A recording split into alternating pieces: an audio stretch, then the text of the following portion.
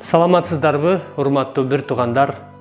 Кудай атабыздын ырайымы, тынчтыгы жана сүйүүсү сиздер менен болсун. Биз сиздер менен өткөн насаат сөздө пландардын өзгөрүшүнүн олуттуу себептери деген теманы караганбыз. Биз караган текст 2 Корунтуктар 1 бөлүм 23 аяттан баштап 2 бөлүм 4 аятка чейин караганбыз. Бүгүн болсо сиздер менен тоо кылган адамга кандай мамиле кылуу керек деген теманы карайбыз. Биз бүгүн карай турган текст андан кийинки үзүндү 2 Корунтуктар 2 бөлүм 5 аяттан 11 аятка чейин бирге окуйлу. Эгерде кимдир бирөө мени капа кылса, мен эмес, кандайдыр бир деңгээлде ашыр айтпайын баарыңарды капа кылды. Мындай адамга көпчүлүктүн бул жазасы жетиштүү. Кайгыга чөгүп, мөңкүрөп калбаш үчүн ал адамды кечирип, сооротконуңар жакшы.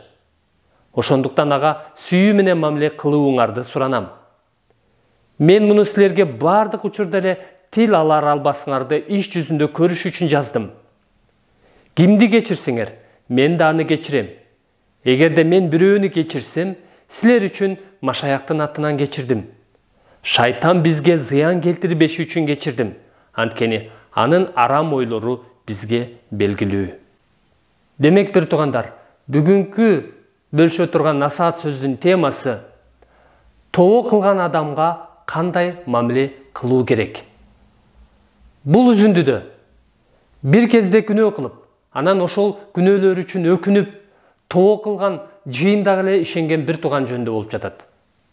Мына ушундай күнөөлөр үчүн өкүнүп, тоо кылган адамга кандай мамиле кылуу керектигин бул үзүндү бизге түшүндүрүп берип жатат.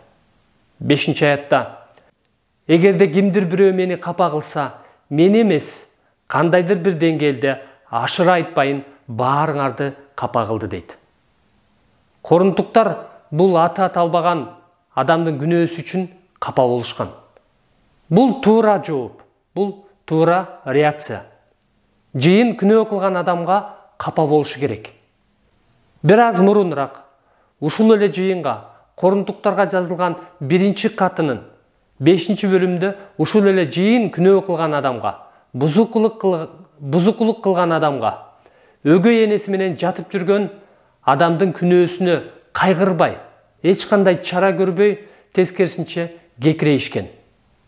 Ал эми бул жерден алар бир нерсеге үйрөнүп, бир аз өсүп калганын көрүүгө болот. Демек, күнөө кылган адамга биринчи реакция бул кайгырышыбыз керек. Андан кийин 6 аятта мындай адамга көпчүлүктүн бул жазасы жетиштүү дейт. Кызыл Инжилде мындай деп которулган: ал кишиге көпчүлүгүңөр аны жазалаганыңар жетиштүү болор. Демек, экинчиден, күнөө кылган адамга карата чара көрүү керек. Аны жазалоо керек. Кандай чара, кандай жаза болушу керек? Ыйык жазуудан билгенибиздей, белгилүү бир убакка чейин аны жыйындан четтетүү, аны менен мамилелешпөө, керек болсо аны менен саламдашпоо. Мына ушундай чараны, ушундай жазаны алар колдонушкан экен. Павыл аларга аны бул жазалаганыңар жетиштүү дейт. Эми болсо 7 аятта кайгыга чөгүп, мөңкүрөп калбаш үчүн ал адамды кечирип, сооротконуңар жакшы дейт.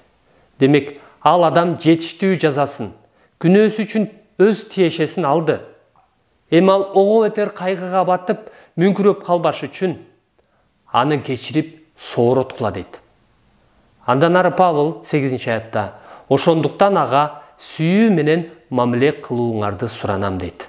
Демек, ал адамга кадимки эле катардагы машаякчы бир тууганга мамиле кылгандай, кадимки машаякчы бир тууганга сүйүү көрсөткөндөй, ага дагы сүйүү менен мамиле кылуу керек. 9 аятта Павыл буларды эмне үчүн жазгандыгын айтып жатат. Мен муну силерге бардык учурда эле тил алар албасыңарды иш жүзүндө көрүш үчүн жаздым дейт. Демек, Павыл алардын тил алчаактыгын иш жүзүндө көргүсү келген. Тил алуу сөз жүзүндө гана эмес, иш жүзүндө дагы болушу керек. Андан ары Паул 10-чы аятта: кимди кечирсеңер, мен да аны кечирем. Эгерде мен бирөөнү кечирсем, силер үчүн Машаяктын атынан кечирдим дейт. Силер кимди кечирсеңер, мен да аны кечирем. Силер үчүн, силерге жакшы болуш үчүн Машаяктын атынан кечирем дейт.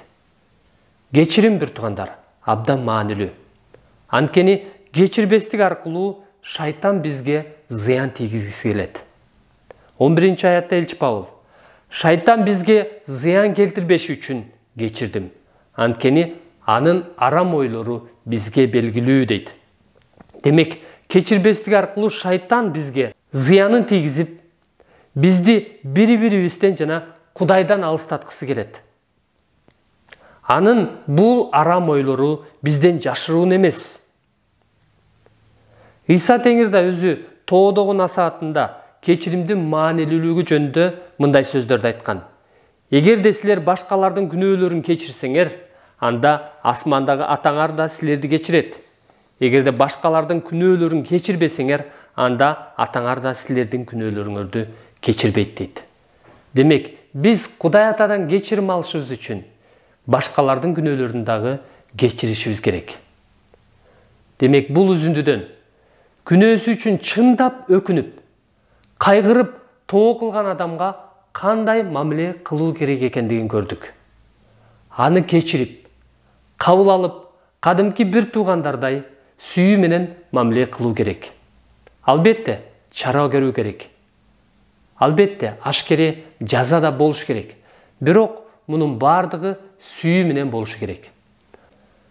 Мунун бардыгы ал адамды калыбына келтирүү максатында болуш керек.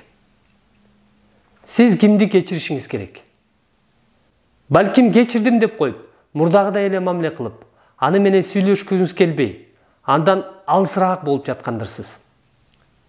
Анда сиз ага сүйүү менен мамиле кылып жаткан жоксуз.